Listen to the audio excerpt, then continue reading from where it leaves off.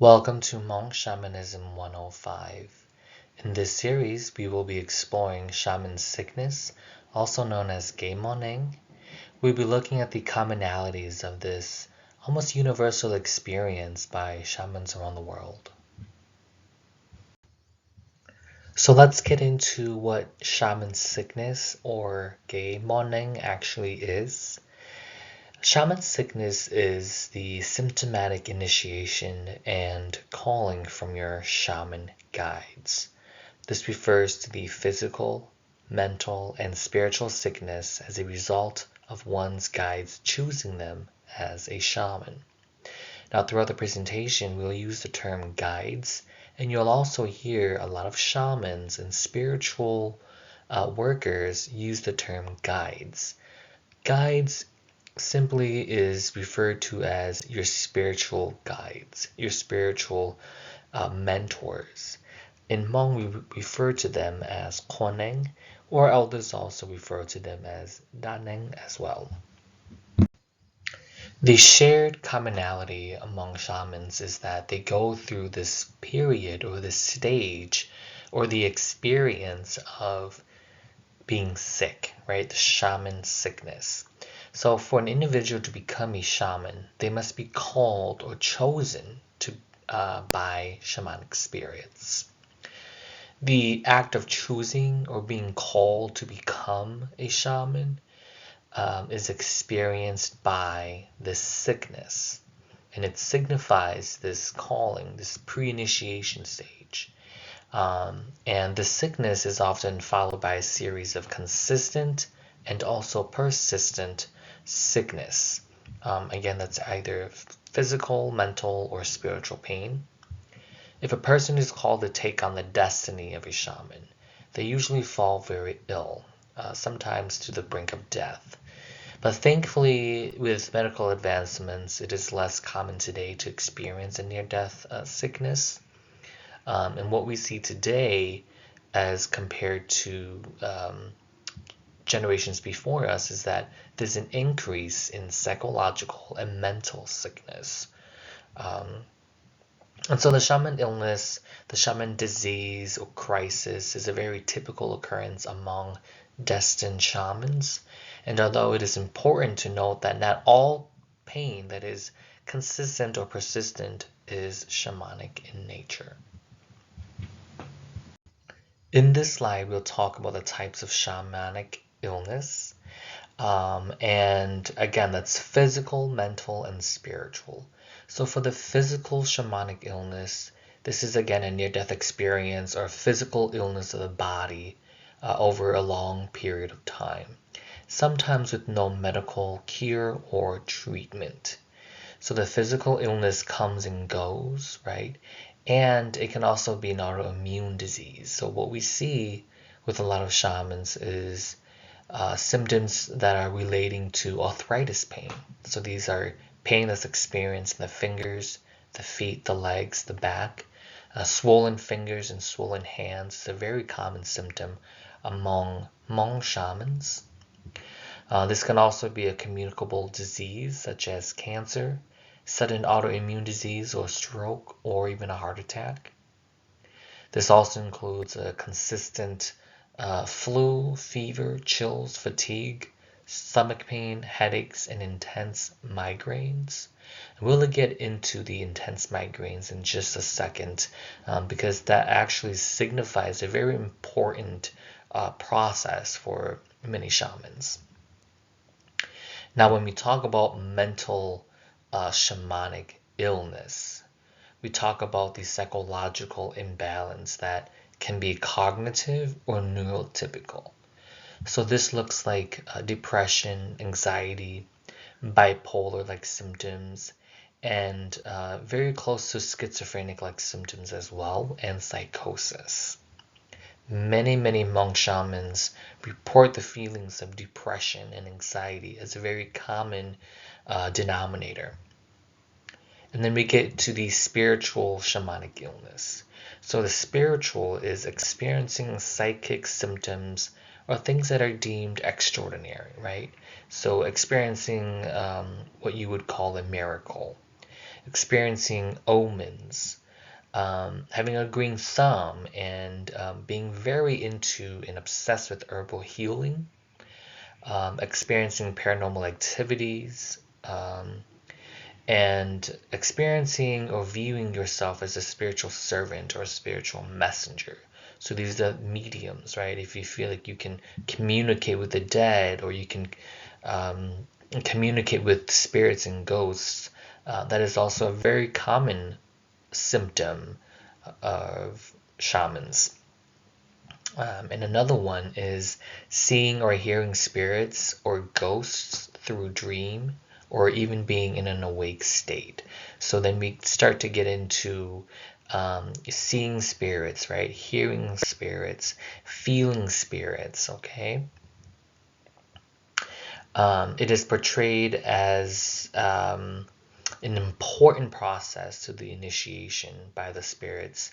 That is, a situation when the spirits are deemed to have selected an individual and inflict pain, prolonged suffering onto the person in order to force them to become a shaman.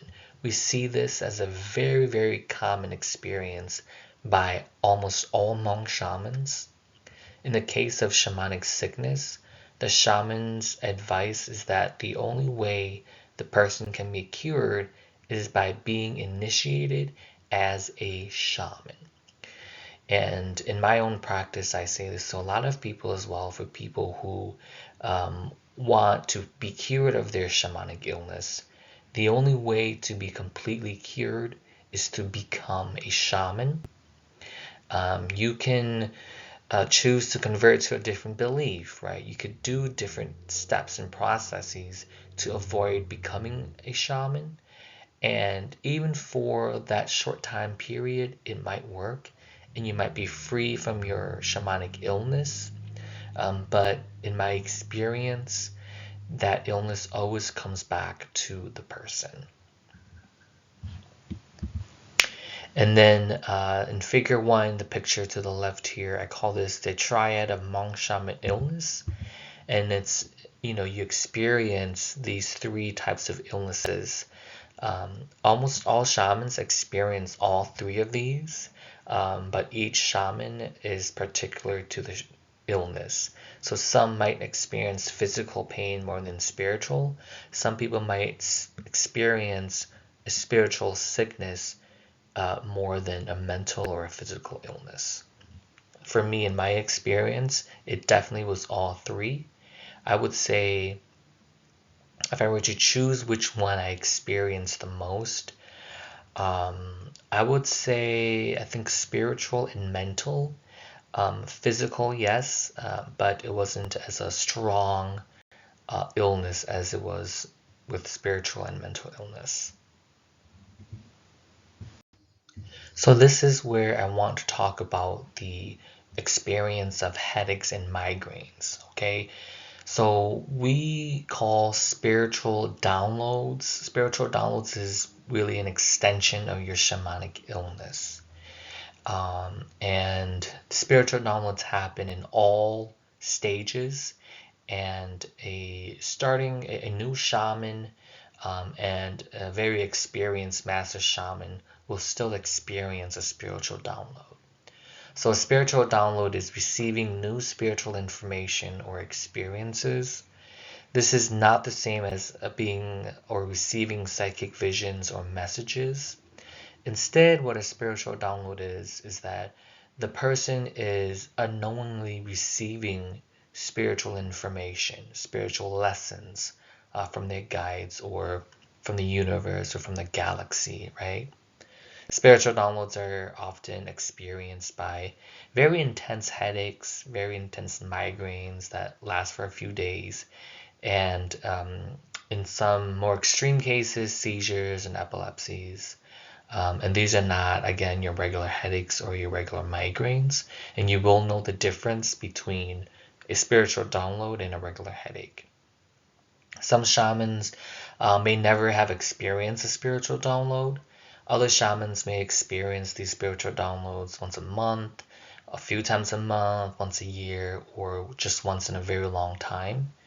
I can say that for me, I experienced these spiritual downloads at least once a month, followed by a very intense headache. And then we get to talk about this common reoccurrence of symptoms of people who are Hmong shamans, right? So these are the commonalities between Hmong shamans and the initiation stages in the very beginning and early stages of their journey. These symptoms are symptoms and experiences that are shared. As if, if one shaman talks about their experience, another shaman understands and makes that shared connection. So in this connection, we find that, number one, shamans experience a descent to the realm of death and the afterlife.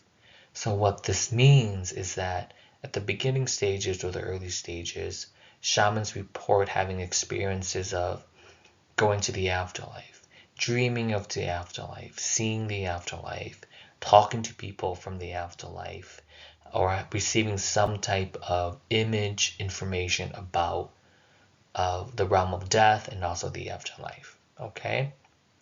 It's a very shared experience among Hmong shamans. Number two, the confrontations with demonic and spiritual forces. This is also very, very common with Hmong shamans as we experience a specific kind of energy and entities from the beginning and also throughout our entire lives as shamans. Third, confrontation with non-living family members and people. So shamans report having experiences with non-living family members. These are typically experienced through dreams and also through trance. And for shamans who are also mediums who can communicate with the other side, they also report confrontations with non-living family members and people. Fourth, communion with the world of spirits and creatures. So again, the role of a shaman really deals with the world of spirits. And it's this acceptance and this understanding that humans and spirits coexist. And there's more than just one physical realm. Next, we have assimilation of the elemental forces, right?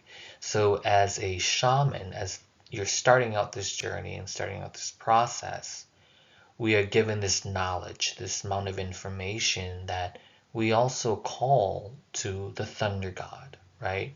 We also have this shamanic horse we call our Ning Ning, right? That we use. And it's this understanding of using elemental forces in our practice. And again, that goes into the extension via cosmic or shamanic course. Psychic and medium abilities. So this is also very common among Hmong shamans at the beginning. They report receiving omens through their dreams, seeing things before they happen. Very common for a Hmong shaman to see things, hear things before a death actually occurs. So before you know a person is going to pass, you already received that information. And again, omen through dreams and spiritual messages is very common. Dream interpretation is a commonality that is shared within and between Hmong shamans. So traditional cultures distinguish between serious mental illness and the initiatory crisis experienced by some shamans to be. Anthropological accounts show that babbling confused words, displaying curious eating habits, continuous singing, these schizophrenia-like symptoms, right, are common elements in shamanic initiatory stages.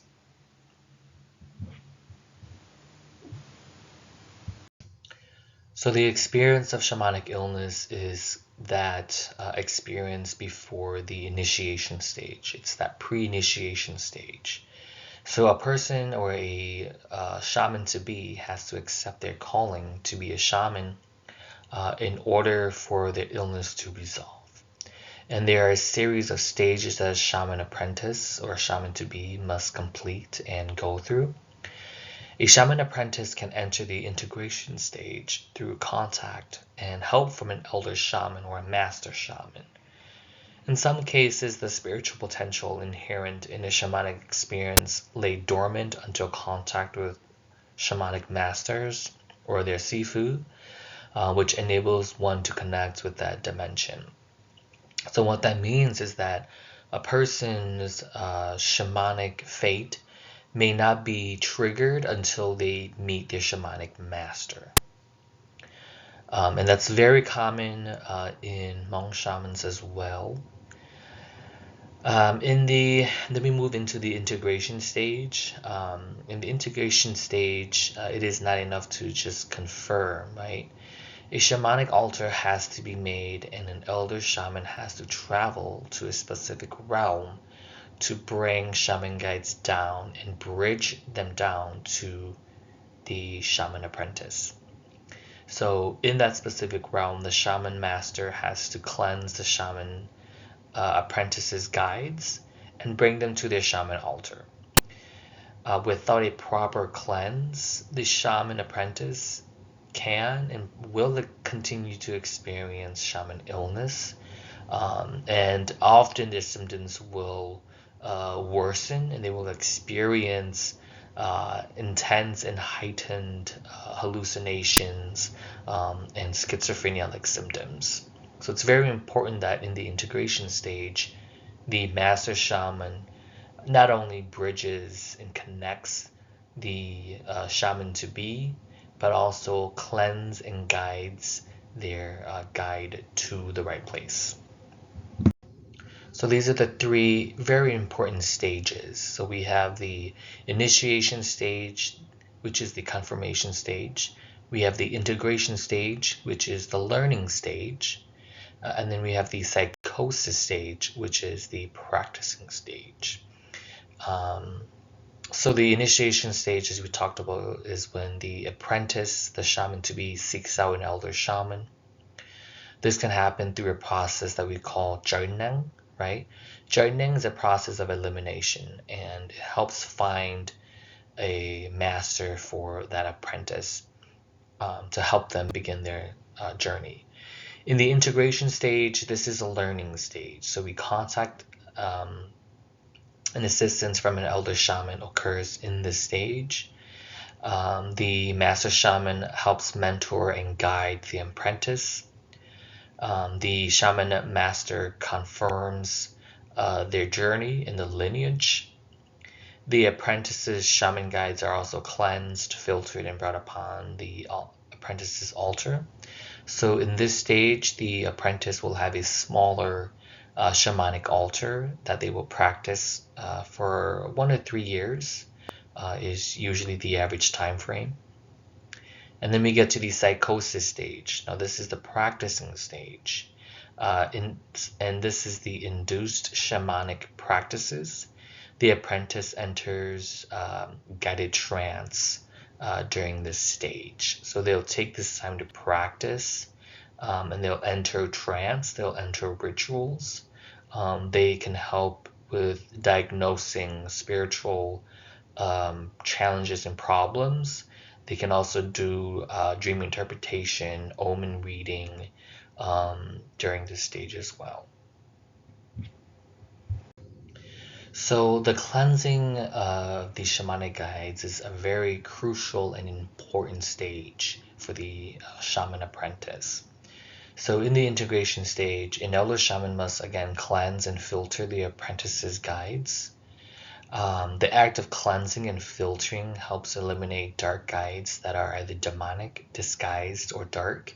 In Hmong, we call these zongneng.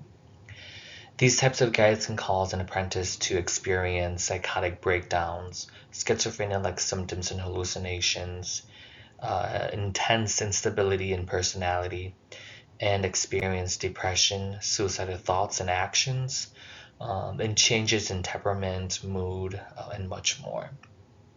It often causes the apprentice to have a very clouded mind, leading them to the inability to practice their spiritual rituals and enter trance. These dark guides cause misfortune and hang around the altar. And these zoneng or these dark entity guides, their main purpose, their main mission is to have a place of worship, and also cause suffering to the shaman apprentice. Setting up your shaman altar correctly is a very big step and also influences whether or not you will continue to experience shamanic illness. So when done so incorrectly, what happens is that it will cause spiritual imbalance, and then the apprentice or the shaman to be will further experience a shamanic illness. The shaman altar serves as a home base for shamanic guides. Each altar differs from one another and it's never going to be the same. Most shaman altars will have 2 or more divides in their altar. So if you look in that photo, this is a picture of my altar. The section on the left, which is the bigger section, is for the shaman guides. The section that's smaller, that's divided onto the right side, is for, we call it the herbal or medicinal altar. We call that the yuva, right? Other people might also have another section for the ta kokong, or what we call elemental or healing spells, magic spells altar. And so creating an altar that's successful and that's correct, right, will impact whether or not you experience a shaman illness. For the most part, shamanic illness and symptoms will vary from person to person. And what we're going to explore here is 2 types of lineages. We have Ning Zizheng and Ning Shao. So Ning Zizheng is the traditional ancestral type of shamanism. This type of lineage is passed down from ancestors, and it usually skips a generation, but there are exceptions to this as well. This type of lineage helps heal sick individuals, and we don't often practice black magic or other forms of dark energy. The shamanic illness looks like experiencing near-death experiences, the physical, spiritual, and emotional illness, dreams, and dream interpretation and omens is huge. For Ning Shao, this type of shamanism involves the practice of psychic or medium abilities. It is also passed down, but it is not ancestral. For many, they contain both traditional and Ning Shao, and that's very common for today. Shaman illness for people who have this type of lineage includes hallucinations, it includes psychosis, it includes seeing or dreaming of things before they happen, right? Ability to communicate with the deceased, energy reading, that also all falls into Ning Shao.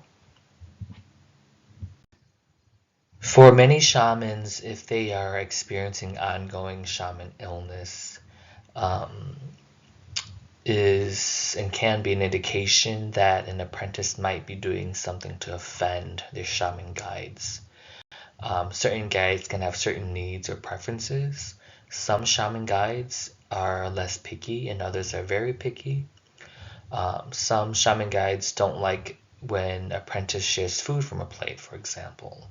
And this symbolizes the uncleanliness that will cause the apprentice to become sick or experience pain in their hands or in their throat or experience stomach pain. An ongoing shaman illness may also mean that a shaman needs to filter their guides, right? Good guides versus bad guides, real versus unreal guides. Symptoms that can indicate this include, again, ongoing hallucinations, paranoia, consistent and persistent bad luck, and mood and personality illnesses such as depression, right, anxiety, or if you're continually experiencing physical pain is also an indication. And so this concludes our presentation for Hmong Shamanism 105 as we explore the shared experiences and commonalities among Hmong shamans and their shamanic illness.